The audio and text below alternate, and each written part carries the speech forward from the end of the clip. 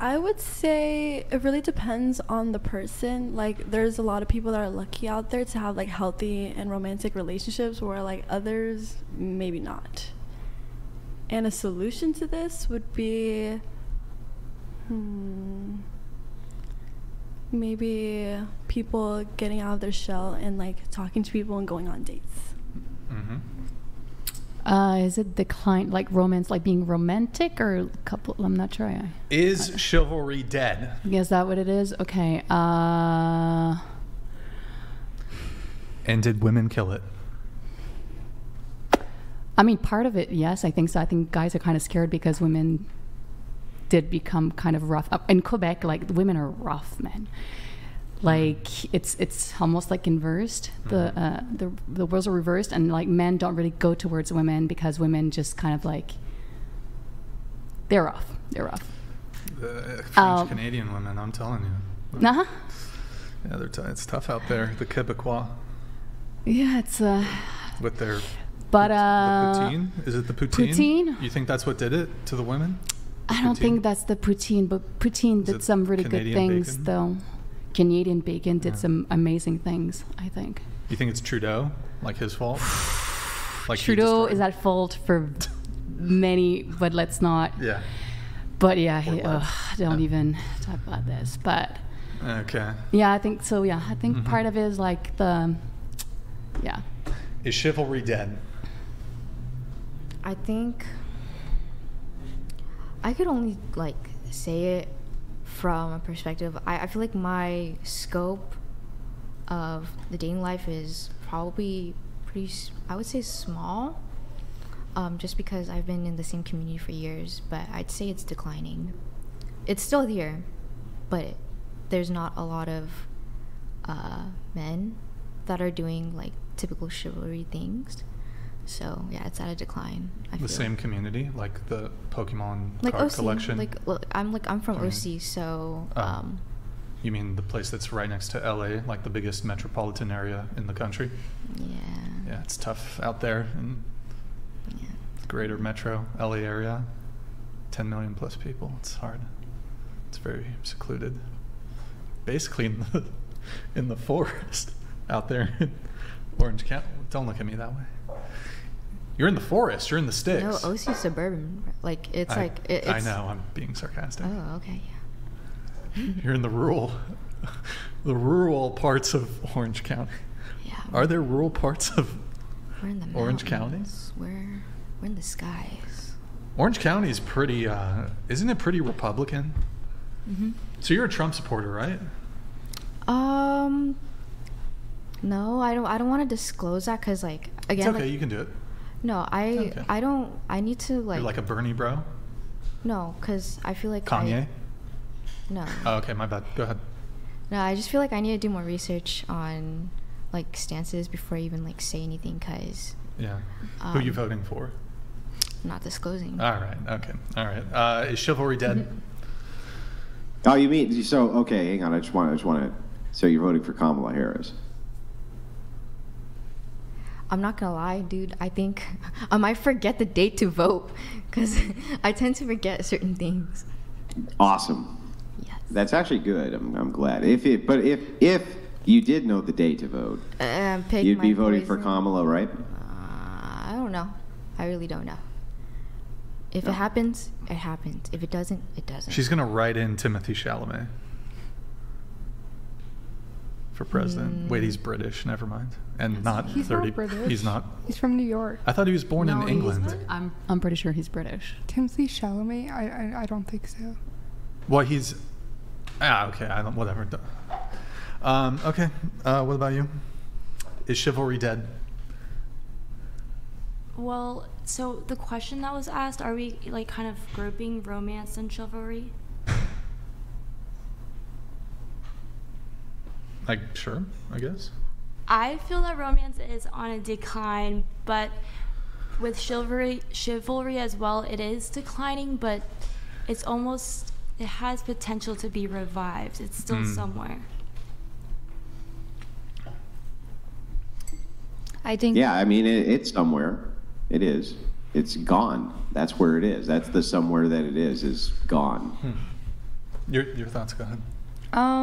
Yeah, it's definitely declining, both romance and chivalry. I blame social media for that, and hookup culture, and people feeling like they always need to put up a front. I think there's not a lot of authenticity left, and that's a problem. Emma, what about you? I think it's very well alive. Okay. All right. Okay, I'm going to get through some of my notes here. Irene, you do the tarot cards thing. You describe yourself as the goddess of peace.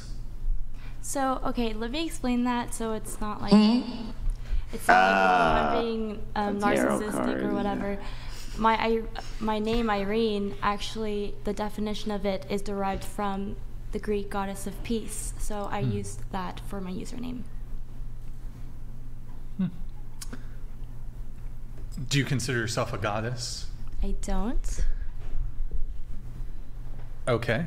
And then on your TikTok, you're a Sagittarius, Gemini, and a Pisces? Like 3 or whatever the fuck? So there's like, there's little symbols. A lot of people kind of get confused. I guess it's not that noticeable, but it's saying I'm Sagittarius Sun, Gemini Moon, and Pisces Rising. That's beautiful. Thank you. I have no idea what that means. I can explain. That's, you know.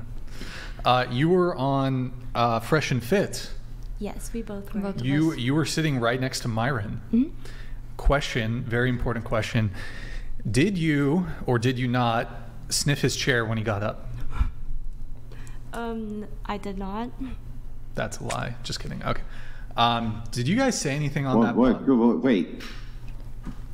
What? What? Yes, you did.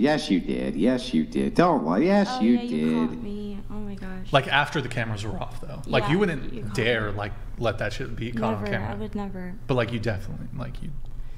It's just between us. Okay. I'm not gonna get into it. Did it smell like the Justin Bieber fragrance, or was it more like Acqua di Gio? Did I say that right? That Giorgio Armani, the one? Maybe it's very popular. Like Dolce & Gabbana. More like Dolce. Okay, all right, just checking. Okay, well, chat's saying you did. The chat says you did. Chat says you did. Okay, well that's crazy. It's unanimous between 2 chats that you did this. So. Did you guys get into any debates on that show? Did you guys have any good back and forths you two on that one, or did you just sit there and just? There was a lot of chaos that kind of prevented us from debating. Because a lot of people were getting really emotional, and it was just hard to state opinions. But I actually been on Fresh and Fit 3 times. 3 times? Yeah, 3 times. Wow, that's Patrick. Okay, cool. Good times. But that specific episode, no. I mean, a little bit. We got to talk a lot about femininity and masculinity, and we already know Myron's take on that. So sure. All right. Yeah. Okay. Let's see. We'll get through the rest of the notes. Actually, you know what? Before we get into the notes, I have to bring it back to, let's see. I did have a question. What should men do when it comes to dating? For example, you might say men should pay for first dates, men should open the car door, men should bring you flowers, whatever it is. Maybe you agree with that, maybe you don't. But what should men do when it comes to dating? I would say they would have to plan dates. I think that's really important. Plan dates. To be a provider. Provider? Okay. And also show effort. Okay. Effort. And that's pretty much it. All right. What about you? Can we open the door? I don't have any. What? Oh. I don't have any shoulds per se. I think every couple creates their own synergy, but I think, and not specific to men or, I just think you need to have good communication. You have to be able to, minimally manage your emotions and be able to know yourself. And I think you should, I guess that's a should, but again, for men and women, you should find a way to be somewhat fulfilled with your life. on an individual level before. But I'm saying more like gendered. Yeah, gender roles. Like I don't know. I don't feel entitled to anything particularly. Repeal the 19th Amendment. Donated $200. Damn. Ladies, you're so boring. Painfully boring. Damn. Justify your right to vote. Repeal the 19th. Well, thank you for the TTS. Does anybody want to respond to that? The right to vote. I mean, we're part of society. Or the accusations of being boring. Yeah, you can do that one too. Yeah, we might be. I don't know which one to say. Okay. Bro, just come on. Like come on here and then talk. I'd love to see you talk. If you happen to be... I mean, I'm on here right now if you'd like to have that argument.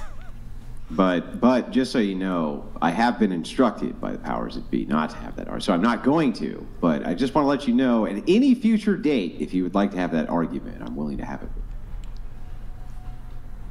All right, well, I guess back to the whole, what should men do when it comes to dating? Yeah, like I said, I don't have any specific shoulds, no. I think yeah. All right, what about you? Me, what should men do when it comes to dating? I think I kind of agree. I agree with you on that in a sense. Just one point of clarification. It's easier if you just say your own position instead of saying you agree. Just my position is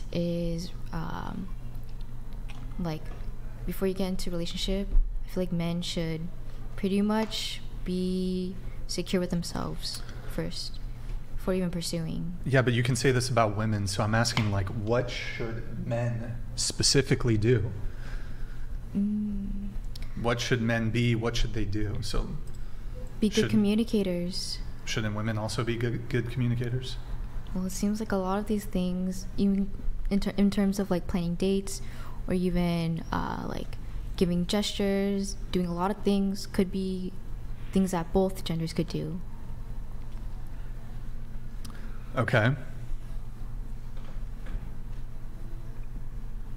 But men specifically, I think they could be pretty good listeners.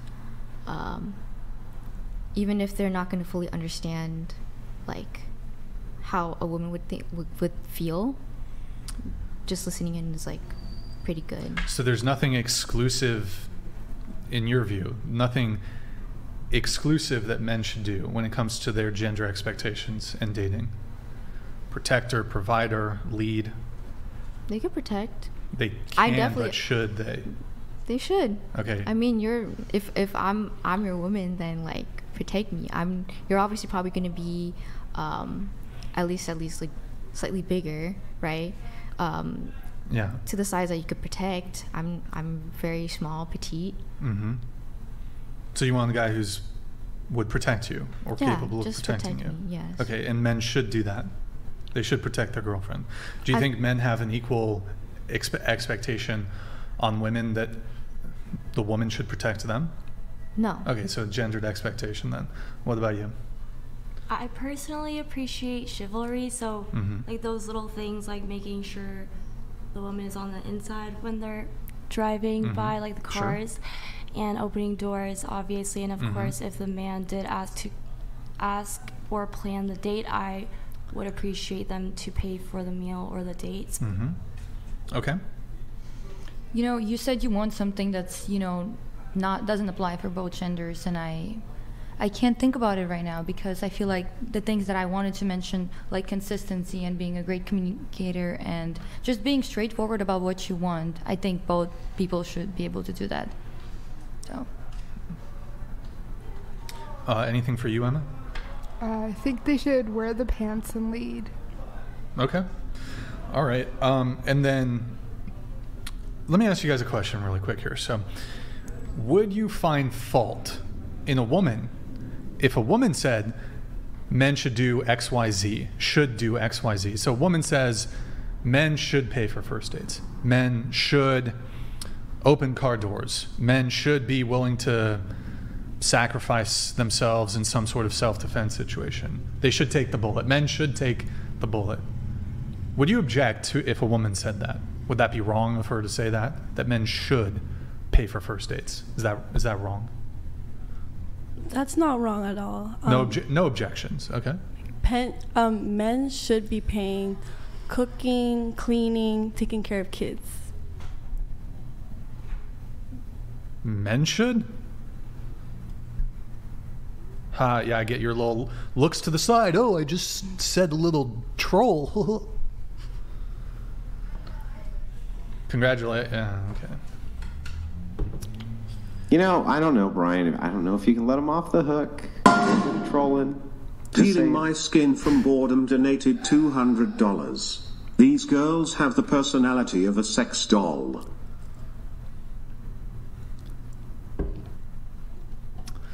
I mean, it would be helpful with the flow of the conversation if you simply answered the question in good faith. So, I mean, is that actually your position, or are you just going to cop to the troll? I would say women are allowed to say, like, oh, like, for men to pay for dates and stuff like that. Okay, so are you walking back the men should cook and clean and take care of the household, or? No, I was just kidding. Okay, all right. Yeah, they're allowed to want that. Anybody's allowed to want whatever they want. So no quarrel with men should do X, if that's Y, Z. what it's, if they want that, is that, if that's the, yeah, if that's what they want, and then they create that relationship, and they offer each other kind of that complementary thing. Sure. Like, yeah. Any issue with a woman saying men should do this? Men should pay for first dates? Is that wrong? Up to that, I would say, like, if she wants it, then she can have it that way. But same goes for men too. Men could be like, women should be submissive, or women should be in this sense. You could think however you want to think. It's based on like what you want. So I'm not really going to like say no. You can't have this.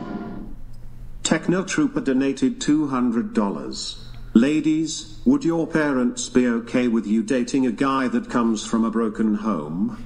I like boring, it's peaceful. Techno Trooper, thank you for the TTS. Just show of hands, would your parents be okay with you dating a guy that comes from a broken home? Show of hands. I mean, okay. All right, there you have your answer. Thank you, Techno Trooper, for the TTS. Any objections to women saying men should pay for first dates? I believe it's wrong under the circumstance that the woman who's stating that is not offering anything to the table either. Well, maybe she is. Then no, I don't believe it's wrong. Okay. Yeah, if that works for both of them, you know, if it's communicated and this is their preferences and it works, then yeah, there's nothing wrong. Emma, what about you? No objection. No objections. Okay, and then just my one follow-up to this is it wrong if a man says women should be submissive, women should stay at home and take care of the kids, women should cook, women should clean? Is that sexist? Honestly, I would prefer it that way. I'll be able to cook and clean and I do everything. I don't think it's wrong, but I always wonder what you mean exactly when you say submissive, and I think a lot of women have trouble with that word. Mm-hmm. I don't particularly, but I never know what it means exactly, because I think sometimes women hear like you need to shut up and do nothing and have no opinion and just say yes to everything. Wait. Luckily, you're asking the exact right. Well, okay, go ahead, Brian. Sorry. Just before, I'll let you get to that, but I want to just get the panel's answer on that. So, of the things I listed, if a man says you should do all those things, sexist? It's just a matter of preference. I don't think it's like innately wrong to have like a preference or to feel and think the way you feel. Hopefully, that person could find the person that agrees with those thoughts as well. You should be a politician. What about you? No. All right. That wouldn't be for me, that person, but there's nothing wrong with that. Again, it's all about preferences. I think it's fair to say. Okay. All right. Andrew, do you want to have the exchange about the being submissive thing? Yeah, well, I just wanted to clarify what it means. It just means you do what you're told. Yeah. That's what it means. No matter what. Well, no, I mean, it has to sync up with reason. So you do what you're told within reason. But the thing is that quantifying reason. This is why when I talk about kind of whenever you have two different consciousnesses which come into contact, one's basically necessarily always going to dominate the other. In this case, I do think that men do tend to dominate relationships, and I even think that that's a good thing. I don't. Not only do I not think that's a bad thing, I think that that's how things ought to be. But you don't want like negotiations? Like you don't think that you don't want do generals want to negotiate with colonels? I don't know. But does that mean that you want that in your relationship? No. Okay. Well, I mean, the answer is no. So, like, I think that you can have tons of objections or needs or things that you want from a submissive role that you can ask for and get, right, between two different individuals. This can be a business relationship. This can be anything, not just a relationship. You can have two people who are in these roles, and one who's in the submissive role can request things within the confines of reason, and usually those things will be granted. The thing that happens, though, is that inside relationships, eventually two people come to an impasse. Who do we defer to? Well, that's the thing. I feel like let's say you have a discussion, then it's like, for me, it's like the best idea should win. Yeah, but who gets to make the determination as to what the best idea is? Well, both so people. What happens when you have an impasse, and it's kind of very pretentious, in fact, when people say, oh, I want a person who we're never going to have an impasse, or we're never going to have I think this is the way and he thinks this is the way, or vice versa. That's every relationship that you're ever going to be in. There's going to be an impasse which comes up. The question is, who gets deferred to? So you think everything is within the confines of what should be, and so does he, right? Who gets deferred to? Yeah, I think that when you say, well, those with the best idea, yeah, it's like, well, who gets to determine that? Well, that's always in the discussion. I think like if you have a discussion with someone, then you both are like, you have the discussion. You think you're right, and he thinks he's right. Yeah, well then I don't think because you're the man I don't believe that because you're the man you automatically have the best idea or the best course of action. Well, somebody's got to be the tiebreaker, especially when there's kids involved, right? Somebody has to be the tiebreaker, especially when there's kids involved. You can't be at a perpetual impasse when it comes to your children's welfare, for instance, right? Somebody has to be deferred to. So the question is, who gets deferred to? This is the great question, by the way, of the 21st century. And this is the question feminism cannot answer. We must have children, and in order to have children, we're going to have men and women sleeping together.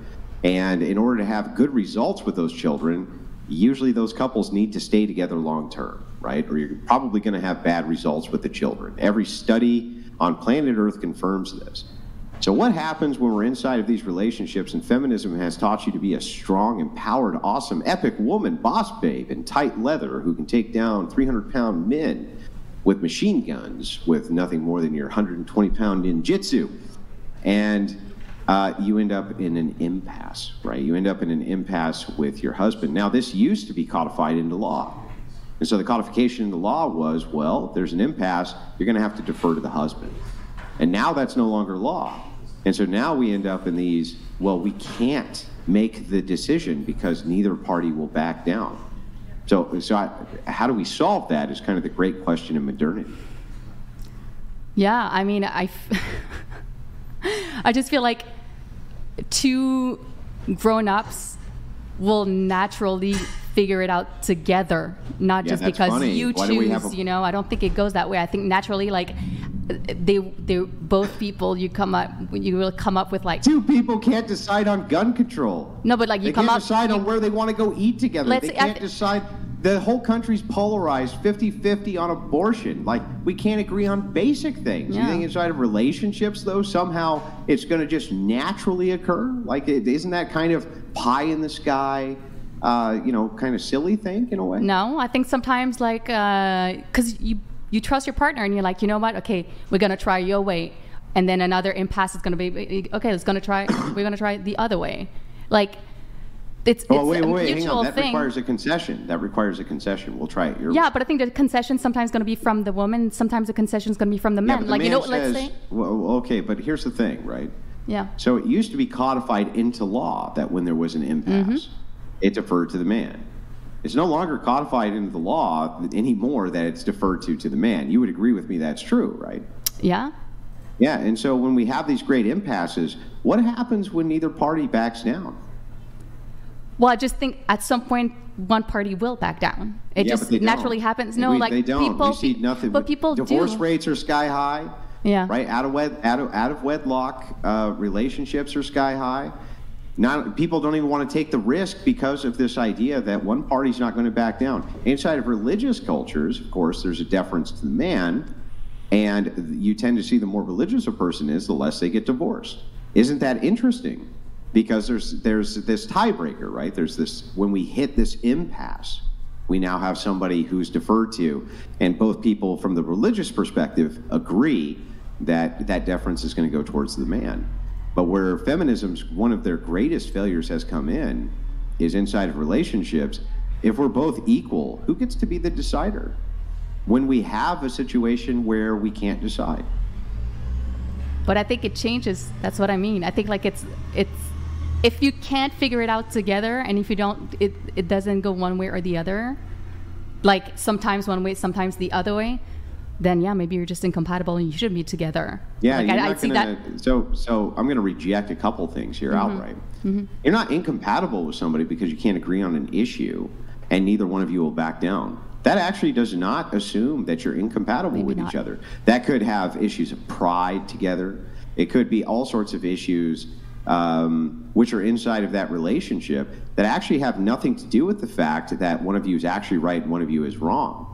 But if you would agree, and maybe you don't, but if you did agree that we should defer to kind of reason and logic first, I would think that most people would agree the sex that has that mostly dominated is men. Not that there's not irrational men, there are, or overly emotional men, of course there are. But generally speaking, I would say that they're much more rational and logical than women are. Why shouldn't you defer to men? Like, what does that cost women exactly in a relationship to just back down on their pride and defer to the man? What does that really cost them? Well, I just can't assume that because you're a dude, you will have the best idea and you know what I mean? I don't see how you can assume that because of gender. Then you are agreeing that you make bad choices when it comes to picking men? Everybody makes. Oh, me personally, if I make bad choices? Well, I mean, not you personally. I'm just saying women. Then women would have to concede that they're making bad choices when it comes to picking men. Oh yeah, 100%. If that is the case, that when they pick the man, somehow they can't defer to his leadership, and they have to defer to their own, it seems like they're picking very bad men, right? Yeah, and I think the opposite happens too. I think some men pick really bad women too. But yes. Well, I think that I would say it's necessarily a trait that if you have a woman who refuses to submit to your leadership, she's a bad woman, no matter what. I would say that that's always bad, that she's always doing the wrong thing in that case. As long as what you're asking her to do comports with reason, I have no idea what the objection would ever be. You're making a bit of a face. It looks like maybe you disagree with Andrew. In some aspects, I do disagree on certain things. For instance, let me see here. Like, I don't think that just because you're a dude, we would have to submit to pretty much your decisions. You have to now. No, we don't. And you do. So listen, I want to explain a concept to you real quick, and then you can respond. Yeah. Do you know what force doctrine is? Do you understand what that means? Say it one more time. My apologies. Force doctrine. No. Well, the idea here is essentially that all rights which are granted on planet Earth are granted by men. And the way that we know that all rights are granted by men is because we can look not only at the historic standard, but currently right now in modern year, and we can see that every nation on planet Earth, if the men decide that women have no rights, they don't have any. And the men do. And so essentially what happens is women are living based around the benevolence of men who can at any time of their choosing snatch their rights away, and there is zero recourse that women have for this. And so I wanted to explain this to you as we go through kind of what I'm going to consider to be a preamble for your feminist monologue about how, wait a second, we're equal. That's an illusion. There is no equality, and there's never been equality at any time, and this is the standard globally. Men can take the rights away from women, and women can't do anything about it. But the opposite is not true. Andrew, can you specify that you're making a what claim. is? I'm not saying it should be that way. He's not. Try to understand that I'm not saying we should do that.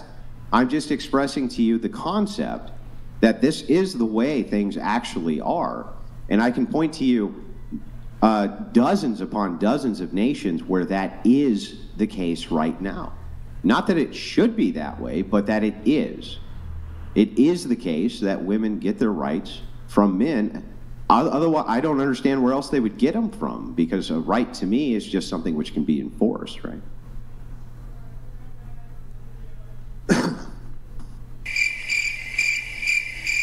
Well, there was no question, so. Well, no, I was actually going to let her dive into what she was going to say. I just wanted to give her the preamble, so that she understood. She understood my worldview. She understood where I was coming from. Yeah, I do see where you're coming from, and I feel like, or from what I know, like the Women's March, and just like instances where I feel like women have tried to or like fought for their rights. With what? Foul with what? It is a matter of. Would they fight with bad language? Oh, please, we want our rights. I mean, honestly, what do you think women fought with? What do you think they fought with? Do you think they went and like took their broom handles and went and beat the men over the head with them? They whined in the streets. They didn't fight. There was no fighting. They didn't fight for nothing. The act. I mean, that's the truth, right? The act of the march is to pretty much promote like the rights of women, and I feel like in order for that to push forward, it was through the recognition of men that also have supported those rights as well, and it was a joint effort. It's not just simply. Oh no, I agree with that. I agree that it's a joint effort. That's why. That's actually to my point. But what happens if men decide it's no longer a joint effort and they decide tomorrow, men, you know what? Women don't have any rights. What happens to women's rights then? Guess we'll. Like, let's say 1 million women were marching in the streets for their rights, and men went, no, you get nothing. What could women actually do about that? Good question. That is a good question. I feel like, in that sense, we'll never know unless it actually happens, right? Oh, no. It actually has happened more times than you can count, and it's happening right this second in dozens of countries where men say, okay, all you women, you're second-class citizens, and you can't do. And you know what they do? Nothing. They can't do anything about it. Mm-hmm. It is hard to seek asylum in like different countries. I feel, and it takes. Yeah, but what if the globe did it? What if the men of the globe just went, nah, women, second-class citizens. Men decided that. Women could never make such a decision. If women collectively tomorrow said all men are second-class citizens, we would laugh.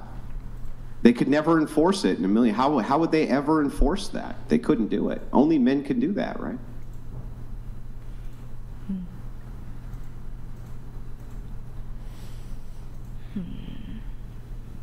That is a good food for thought, I suppose. Yeah. Yeah. Well, so this is the thing, right? Is what I'm doing is I'm taking the macro, like the big picture, and I'm looking at it through the idea of force, and then I put it into the micro too. And so I think in the micro, men are expected to protect their women, to protect their household, and lay down their lives before their women are expected to lay down their lives.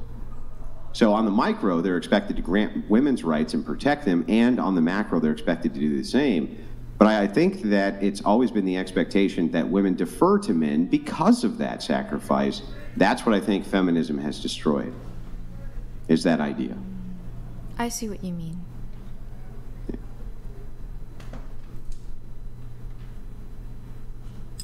That's all.